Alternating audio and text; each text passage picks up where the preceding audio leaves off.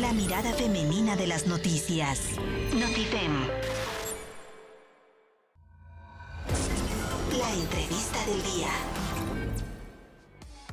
Qué gusto que me da que ya estemos listos para el momento estelar de Notifem, el momento de la entrevista del día, ese momento que nos motiva y nos impulsa a ser nuestra versión más brillante y positiva. Y hoy con un tema muy importante para conocer más sobre algo que de pronto nos cuesta mucho trabajo tomar el tema en familia y que va a ser de mucha utilidad para el desarrollo, la salud y la seguridad de nuestros pequeñitos, porque vamos a hablar justamente sobre educación sexual en la infancia. Y para ello pues tenemos una experta aquí en la cabina. Agradecemos la presencia de Ana Franco Márquez, quien es psicóloga y sexóloga humanista con perspectiva de género, especialista en relaciones éticas no monógamas. Así que, Ana, qué gusto tenerte aquí, bienvenida. Muchas gracias, Gina, encantada de estar aquí contigo y con todo tu auditorio. Muchísimas gracias. Pues vaya tema importante, yo iniciaría por lo básico. ¿Cómo podemos definir qué es la educación sexual de las infancias? Claro, es un tema, como bien lo mencionabas, es un tema sumamente importante. La educación sexual, fíjate que la tenemos muy conceptualizada como algo genital. Uh-huh. Y no es únicamente eso, la sexualidad implica emociones, implica sensaciones, implica el resto de la corporalidad, no nada más enfocada en la genitalidad. Ajá. Abarca todo, hasta la parte social. Claro. ¿Sabes? Podría implicar inclusive hasta esa, cosquillita que de pronto sentimos como papás cuando tu niño te pide que de Navidad quiere una cocinita, por ejemplo. Claro. También podría implicar esto, o sea, el tenerlo estereotipado en determinado grupo. Género, claro. Ajá. El género es un tema súper importante que tenemos muy arraigado como justo estos estereotipos, ¿no? Si es niño, tiene que ser azul, si es niña, tiene que ser rosa, ¿no?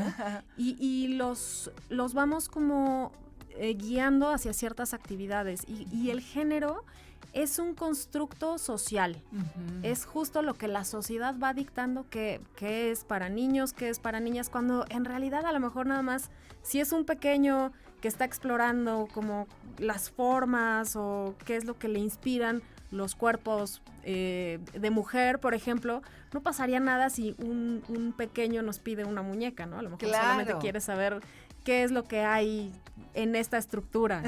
Claro. Ana, ¿cómo se empieza? ¿Cómo se empieza a dar esta educación sexual a nuestros pequeños? Ay, qué importante. Esta educación comienza desde que nuestros hijos e hijas nacen, ¿no? En realidad, desde siempre, nosotros somos personas sexuadas desde que estamos en gestación hasta el último día de nuestras vidas, ¿no? Y entonces, a partir de que nuestros bebés nacen, entonces a partir de ahí es que nosotros tenemos que empezar, por ejemplo, a nombrarle las partes del cuerpo tal y como se llaman, no poner sobrenombres. Ajá. Esa es parte súper, súper importante para dar inicio con esta educación. Claro, ¿no? Que no vean las cosas como raras o como sucias, ¿no? Que de pronto, pues el decir una palabra hasta hay quien abre mucho los ojos, ¿no? Y por eso justo le ponemos sobrenombres a las partes del cuerpo, ¿no? Ajá. De pronto nos cuesta trabajo llamar a la vulva como vulva, al pene como pene. Entonces nos vamos ahí como desviando y ponemos sobrenombres como si esto fuera, a la mano no le ponemos un sobrenombre, claro, ¿no? O al cuello. Y, por ejemplo, en preescolar, que es en donde empezamos ya a tener contacto con los nombres de las partes del cuerpo, hay una canción, ¿no? Que nos habla se brinca de la cabeza a los hombros y de pronto de los hombros nos vamos hasta las rodillas, ¿no? ¿Y qué hay en toda esta parte, ¿no?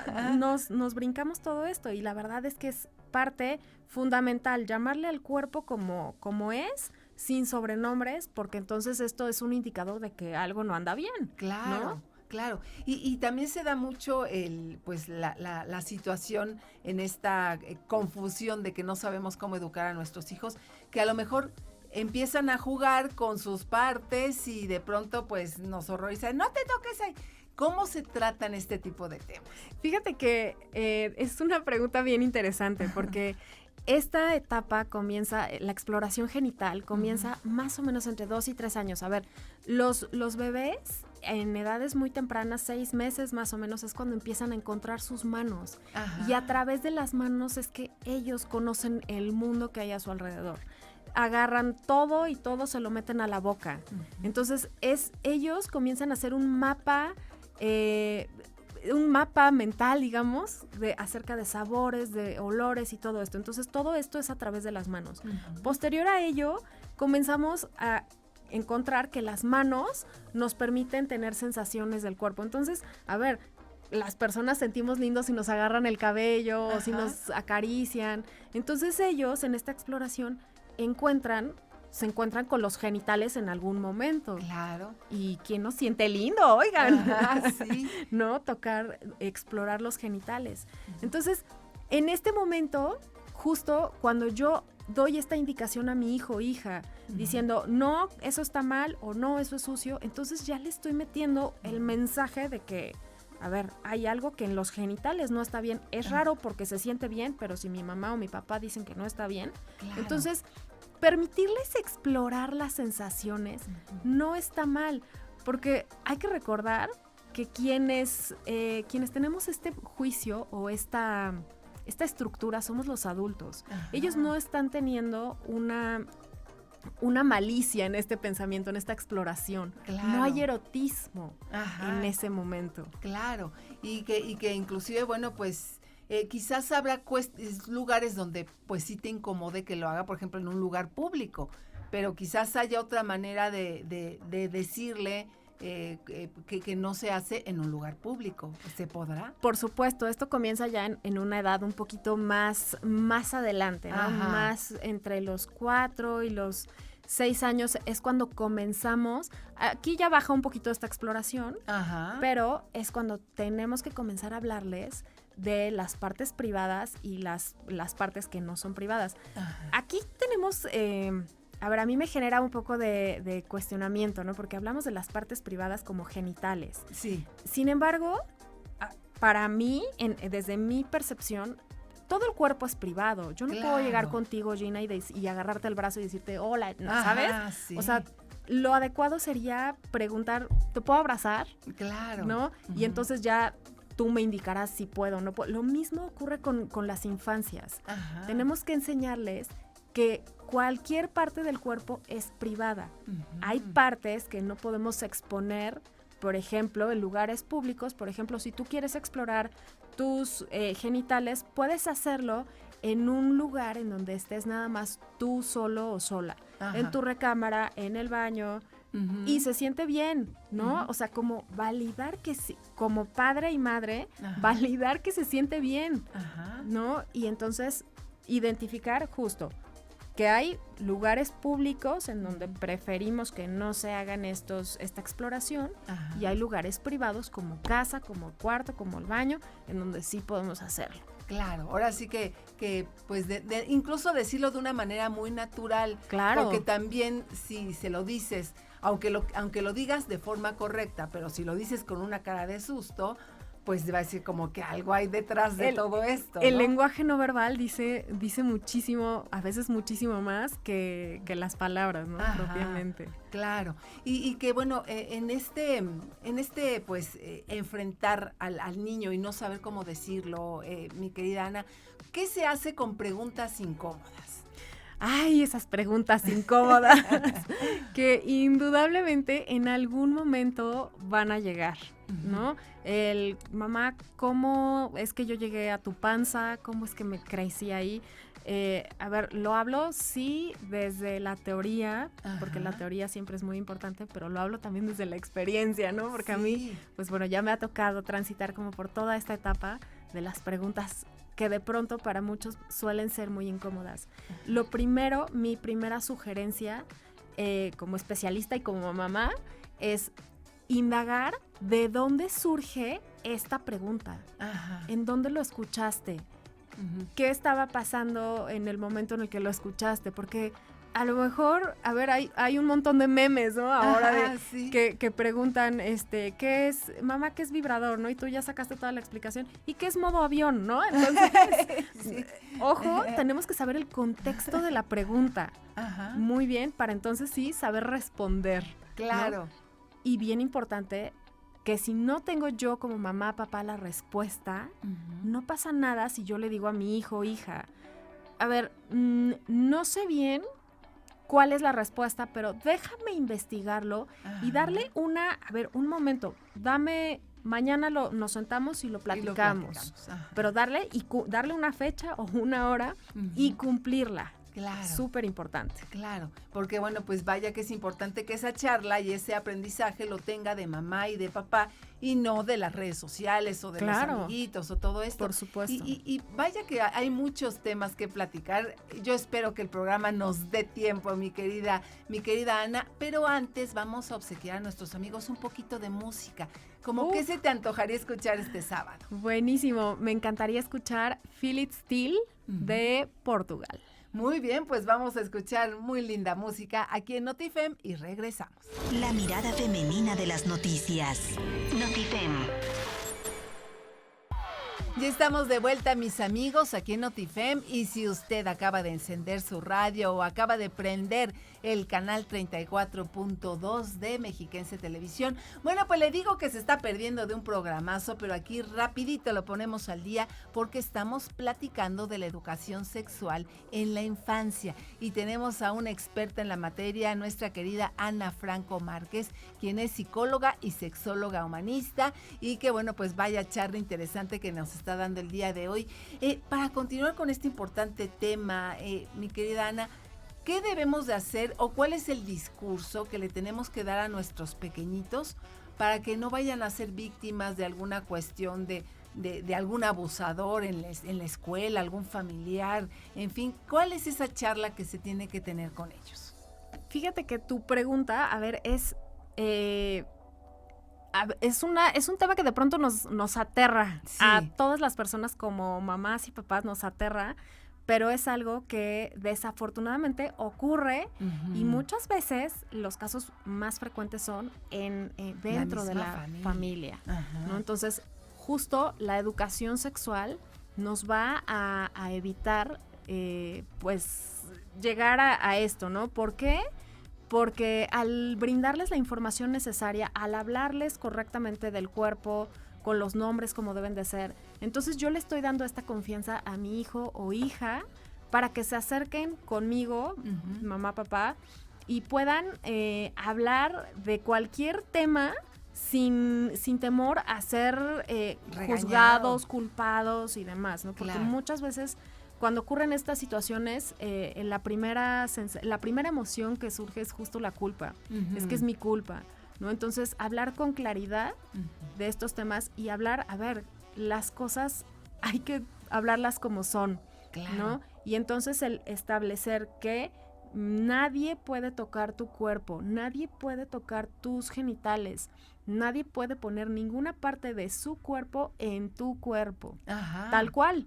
Claro. No, porque no hay por qué darle la vuelta, es algo que sí, y ojo, aquí sí es súper importante diferenciar desde dónde yo, mamá y papá, estoy educando, porque muchas veces puede ser desde mis miedos, por supuesto, y lo entiendo, ¿no? Pero por eso es importante también acercarnos con algún especialista para, a ver, si yo fui víctima de abuso, entonces yo como mamá o papá tengo que tratar primero este tema con mi terapeuta para que yo no eduque y transfiera estos miedos a mis hijos. Claro. ¿Y hay alguna señal? A lo mejor, pues, esta charla o este veintecito en la cabeza nos llegó tarde y tenemos un niño pequeño. ¿Cuáles podrían ser las señales que nos digan que a lo mejor nuestro hijo ya pasó por algo así en la escuela o en algún lugar y no nos enteramos? ¿Muestra alguna señal el niño? Sí, por supuesto. Si de pronto notamos que nuestras infancias comienzan a aislarse, ese es un indicador. Si vemos que es una persona que suele tener muy buen humor y que de pronto se aísla o que tiene estos cambios de carácter abrupto, puede ser un indicador de que hay algo que no va bien. Puede ser abuso sexual, o bien puede ser bullying, Claro. ¿no? Que igual es otra forma de abuso. En infancias más tempranas puede ser enuresis o encopresis, ¿no? Que es cuando nuestros pequeñas se hacen pipí o popó en la cama, entonces ahí también es un indicador. Cuando ya lo habían dejado de hacer. Justo, cuando ya, sí, claro, cuando ya controlan esfínteres y todo esto, entonces puede ser, ojo, sí va acompañado muchísimo de este aislamiento. Claro. ¿No? A lo mejor fue un accidente y no hay es que, de alertarse, claro. ¿no? Ajá. Pero sí es importante darnos cuenta de cómo se comporta Claro. habitualmente. Y cambiando ahora un poquito de tema, un asunto muy importante que no podemos dejar pasar hoy que estamos hablando de educación sexual en las infancias, son nuestros adolescentes, Ana.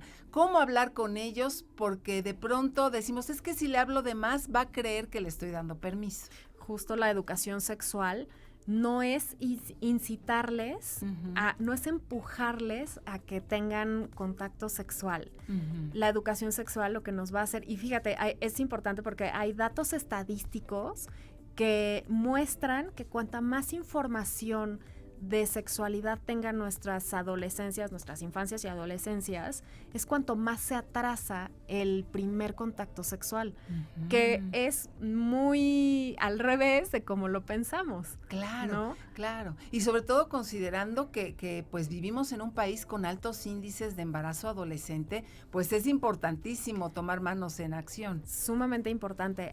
México, América Latina está en el segundo lugar de embarazos en adolescencias.